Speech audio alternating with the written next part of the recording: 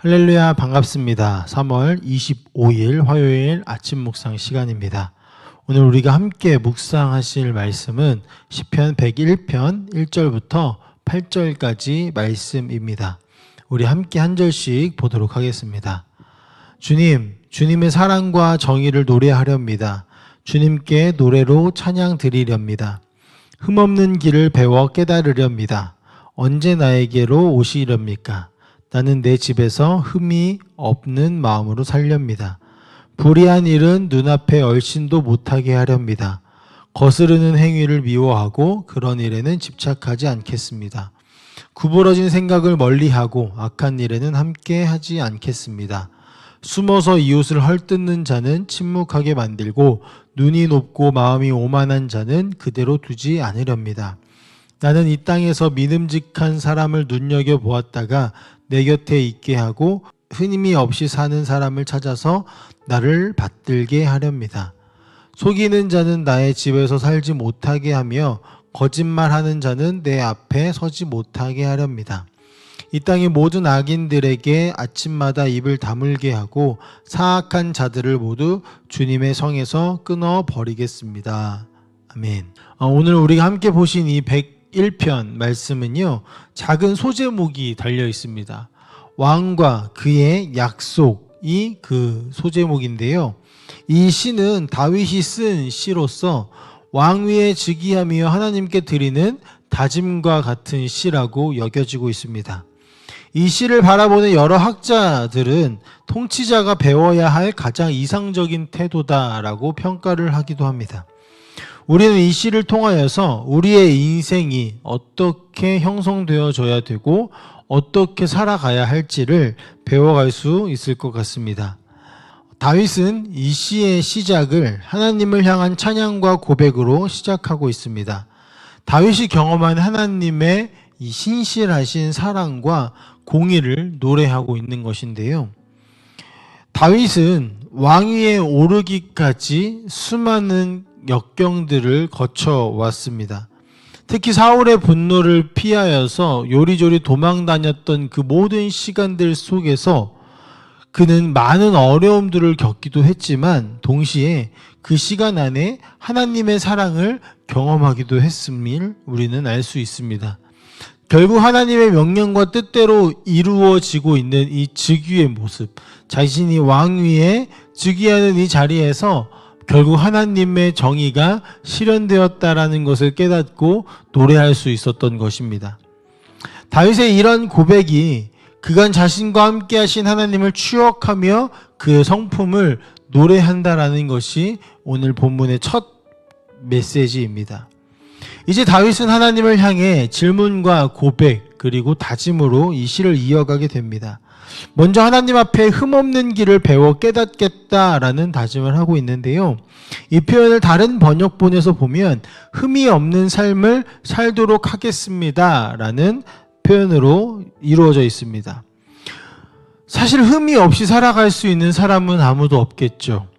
그러나 다윗의 다짐 속에는 흠 없이 살아가기를 원한다라는 자신의 열정과 또 다짐과 소망이 있지만 세 번역의 표현처럼 자신이 깨닫기를 원한다, 깨닫겠다라는 더 큰 다짐이 있음을 우리는 볼 수 있습니다.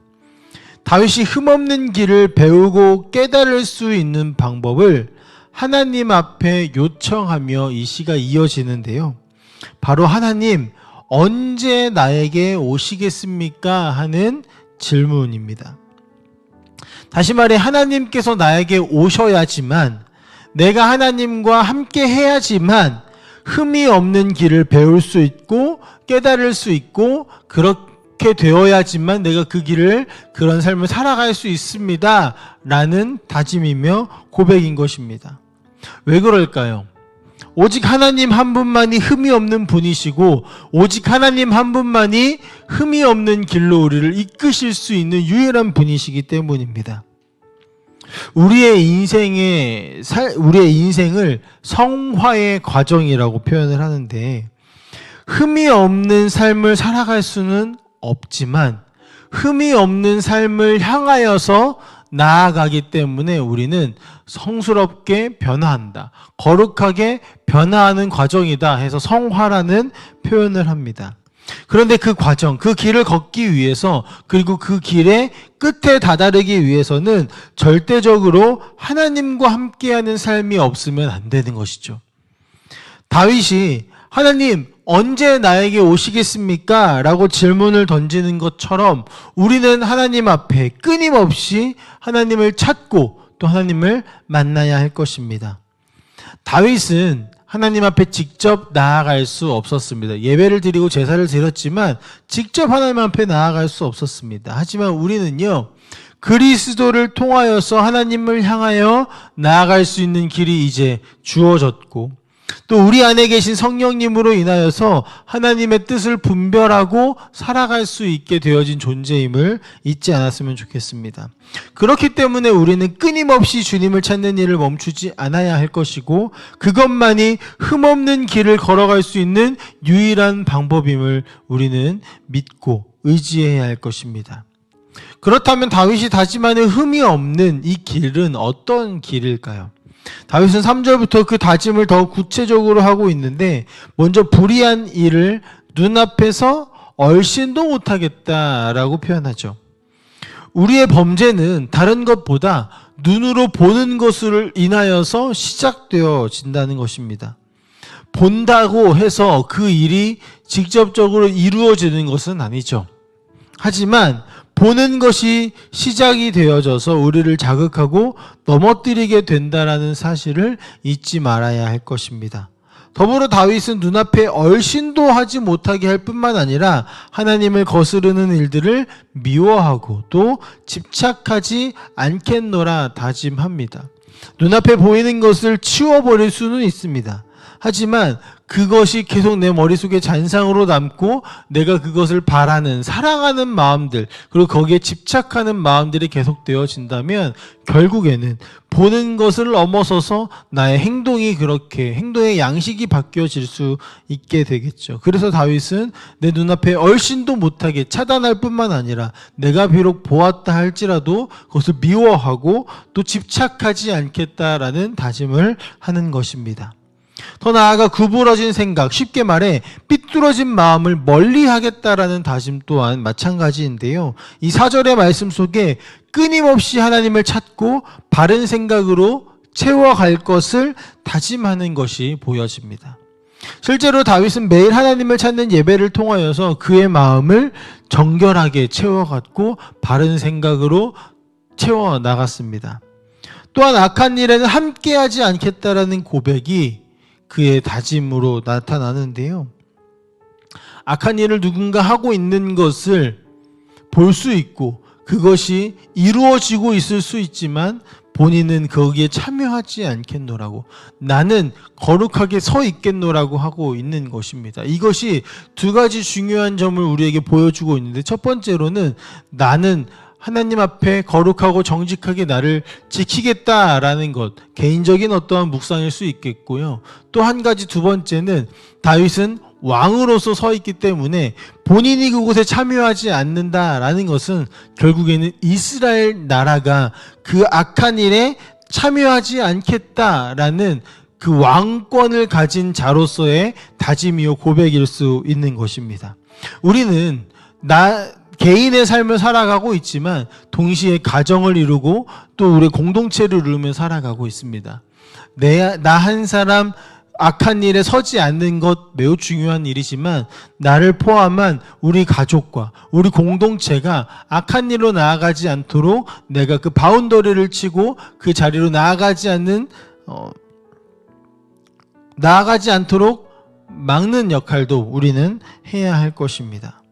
또 5절부터는 자신을 넘어 자신에게 맡겨진 백성들을 통치하는 과정 속에 드러나는 다짐들로 채워지고 있습니다.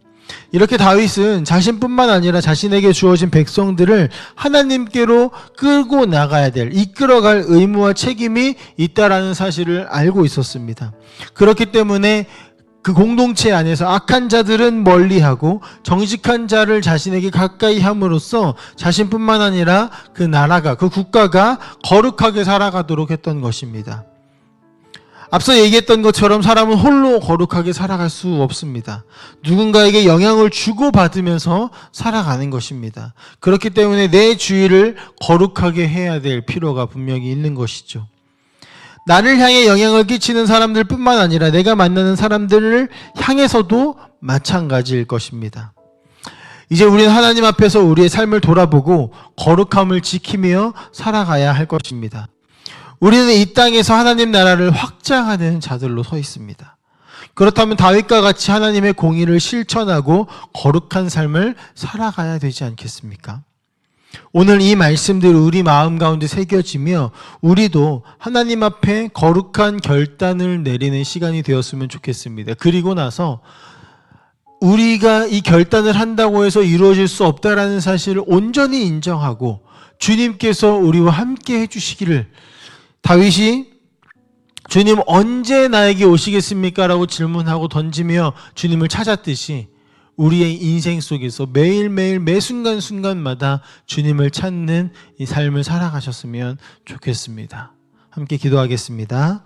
사랑의 하나님 아버지, 감사합니다. 주의 사랑이 우리 가운데 넘치고 또 주의 신실하심이 우리 가운데 있음을 고백합니다. 주님, 다윗이 흠없는 자로 살아가겠노라고 다짐하는 그 순간 속에서 주님, 당신이 나에게 오시지 않으면 나는 그 길을 걸어갈 수 없습니다라고 고백하듯이 아버지 하나님, 우리도 주님이 없으면 아버지 예수 그리스도를 닮은 삶을 살아갈 수 없음을 인정하고 고백합니다. 주님, 나에게 찾아와 주십시오. 그리고 아버지 하나님, 하나님 나라를 확장하며 나아가는 삶을 살아가는 우리들에게 아버지 하나님을 닮고 예수 그리스도를 따르는 인생을 살아갈 수 있도록 주여 우리를 붙들어 주시옵소서. 감사드리며 살아계신 예수님의 이름으로 기도합니다. 아멘.